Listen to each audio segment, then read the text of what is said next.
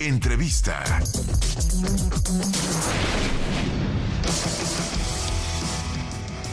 Qué gusto me da saludarte, querido Alejandro Padilla, economista en jefe y director general adjunto de análisis económico de Banorte. ¿Cómo estás, querido Alejandro? Querido David, buenas noches. Muchas gracias por la invitación a tu programa nuevamente. Te mando un afectuoso saludo a ti y a todas las personas que escuchan día con día tu programa. Oye, amigo, ¿cómo vivir en estos momentos de gran volatilidad? Yo creo que no está definido absolutamente nada y todo cambia, pues, casi de minuto a minuto, ¿no?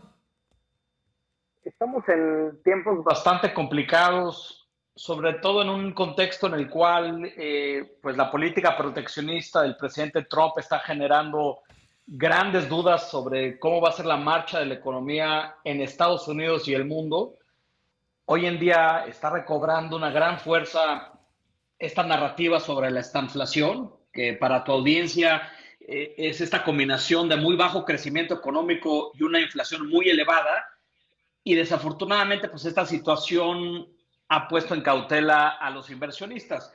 Y solamente para ponerlo en contexto, hoy cerramos una jornada marcada por una elevada volatilidad, reflejada en amplios rangos en todas las casas de activos.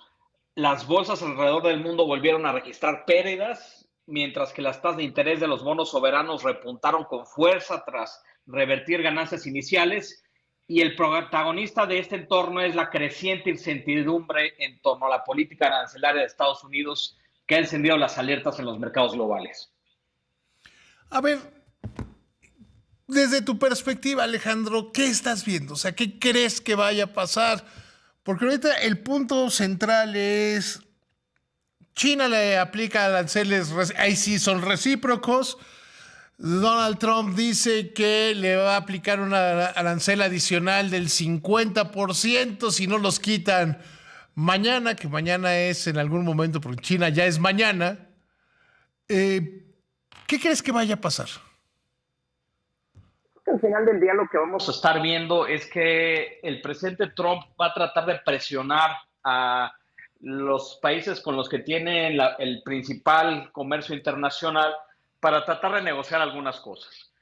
Y aquí creo que hay que entender un poco la psique de Donald Trump. Es una persona que le gusta negociar, que sabe cómo presionar y sabe dónde tiene ventajas Estados Unidos en ese proceso de negociación.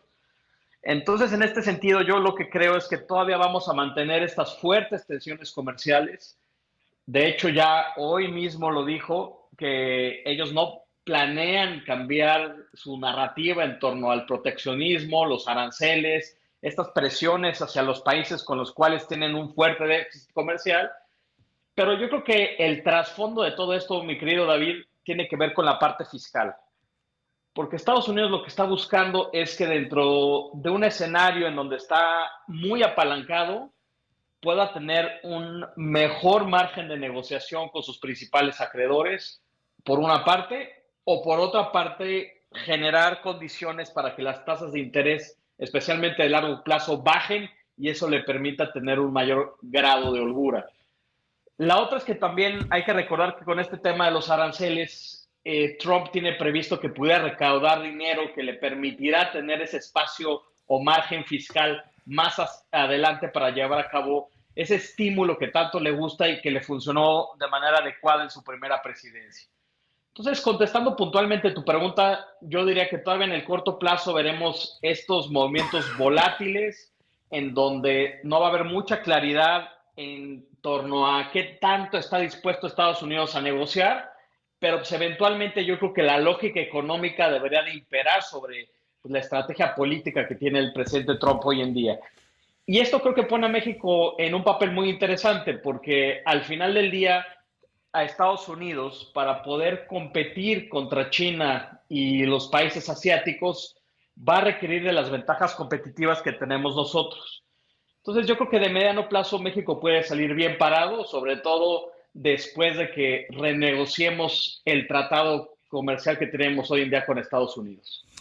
Ahora, ¿cómo vivir estos momentos de tanta volatilidad? ¿Cómo vivir un día para la gente común y corriente? Un día en el que el tipo de cambio en la sesión en México fluctuó entre 2040 y 2080 y cerró en 2066. O sea, ¿cómo moverse en este mundo? ¿Tú qué le recomendarías a la gente, Alejandro? Pues yo creo que tener una visión Mucho más amplia de las cosas y no dejarse llevar por la inercia de un día.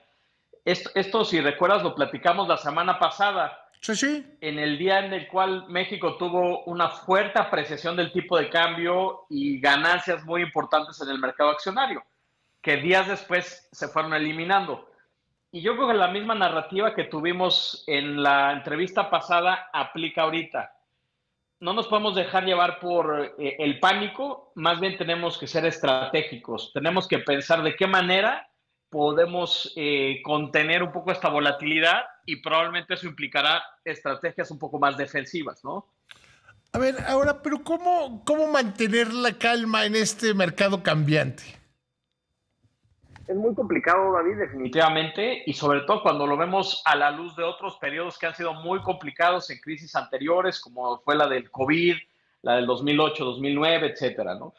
Entonces, yo creo que lo que tenemos que pensar es que no es sostenible esta política proteccionista del presidente Trump, porque de continuar esto va a llevar a Estados Unidos a una recesión, y una recesión bastante importante.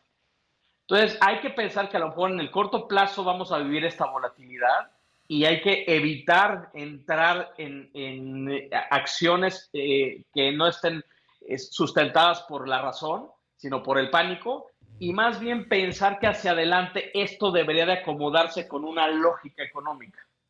¿Cuál es la lógica económica? Pues que en algún momento Trump se sienta a negociar con el resto de los países y en lugar de desatar una guerra comercial que a nadie conviene, tratar de alcanzar acuerdos para poder mantener pues, un poco la perspectiva de crecimiento que se tenía previo al inicio de su administración. A ver, dijiste dos cosas que a mí me llaman mucho la atención. Comparaste la crisis del COVID y la de 2008-2009. ¿Qué tan cerca o qué tan lejos estamos de una crisis a pesar de, como lo hemos estado diciendo, de lo incierto que es el panorama? Qué bueno que lo mencionas, David. Porque si tú te fijas en el movimiento de los mercados en estos días, se asemeja mucho a lo que vivimos, por ejemplo, en el 2020. O inclusive también a días muy complicados que vivimos en el 2008 y 2009. Pero yo creo que estamos muy lejos de esa situación. Yo no veo yo a lo creo Estados igual, Unidos yo lo creo igual que tú. Yo veo que estamos muy lejos. Y por eso creo que es importante no dejarnos llevar por la inercia o por el pánico. Más bien pensar que en algún momento esto tendrá que normalizarse. porque no estamos justo en Un escenario de crisis como el que vivimos en el 2020 o el que vivimos en el 2008-2009. Sí, a ver, y en cuanto la manera, creo que una de las maneras justas de medir esto es ¿cómo estiman ustedes en Banorte el crecimiento de la economía? Porque a mí cuando me dice la gente que si va a ser como 2008, 2009, pues yo les digo que más bien se parece más a 2013, 2019, ¿no? Exactamente, en donde la economía no entra en una fuerte recesión. De hecho, nosotros lo que tenemos previsto es que Estados Unidos probablemente va a estar experimentando un primer trimestre negativo, pero todo el 2025 con un crecimiento en torno a 1,5%. Y si lo vemos en México, probablemente el primer trimestre también va a ser negativo, al igual que lo que vivimos en el cuarto trimestre del 2024, pero en todo 2025 lo que nosotros estamos estimando es un bajo crecimiento de 0,5%. Que si tú ves los números, pues no se parecen para nada a momentos de fuerte recesión como los que vimos en el 2020 o en el 2008-2009. Y por eso es importante discernir entre este tipo de escenarios. Y yo coincido con lo que tú mencionaste, no estamos ahí. Sí, no, yo no veo crisis. O sea, yo veo que hay un momento complicado, tenso, pero pues, por ejemplo, a ustedes, a los analistas que los consultan, pues les costó trabajo conseguir que menos de la tercera parte dijeran que la economía crece cero o menos de cero. O sea, que crece negativamente. Yo creo que estar hablando de una crisis es excesivo, ¿no? Coincido contigo completamente. Al menos ahorita las condiciones que estamos viendo no aluden a una crisis.